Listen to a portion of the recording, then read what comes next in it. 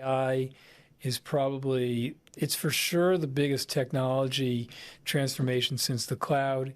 It's probably the biggest technology transformation since the internet.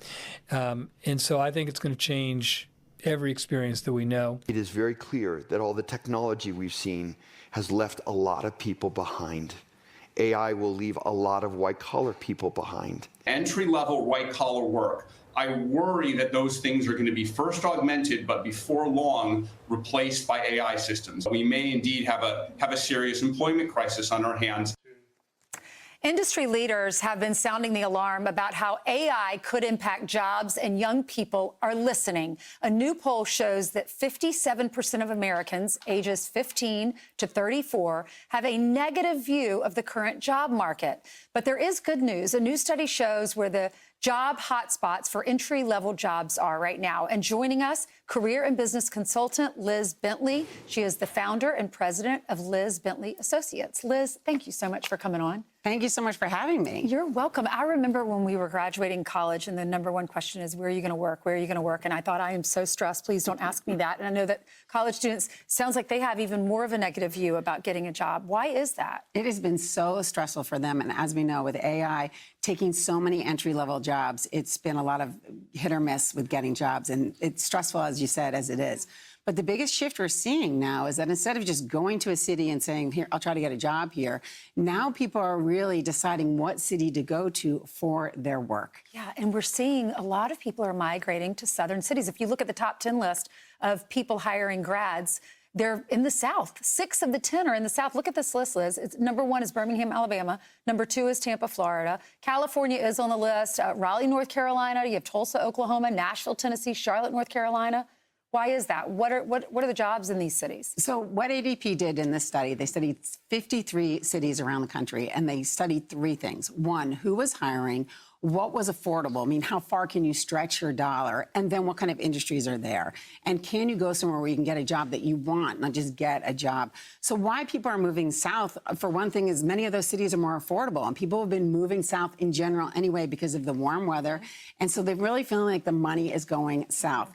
Birmingham hitting number 1 on the list was really eye-opening for many people. The average salary there went up 16% to $60,000 a year. While that might sound low, it goes a long way in Birmingham. Yes. But on the contrary, for example, in San Jose, which came in number 3, the average income is $200,000 for starting salary, compared to 86 for the national average. But again, then in San Jose, you know, your dollar doesn't get, yeah, exactly. Tampa also came in number 2. That was number 1 for hiring. And they were really known for doing well in the financial services, in healthcare, and also in the tech industry. Yeah. I know that in my situation, I knew I wanted to be a journalist, so I studied that in school. And so I was getting training while I'm in college. But there are a lot of people that I graduated with, including some family members that I know, that said, I don't know what to do with my life. I don't know what I want to do. I just need to get a college degree, and then I'll go find something. And many of them ended up in pharmaceutical sales that led to, you know, other industries. Right. But what do you say to people when you counsel them and they don't know what they want to do?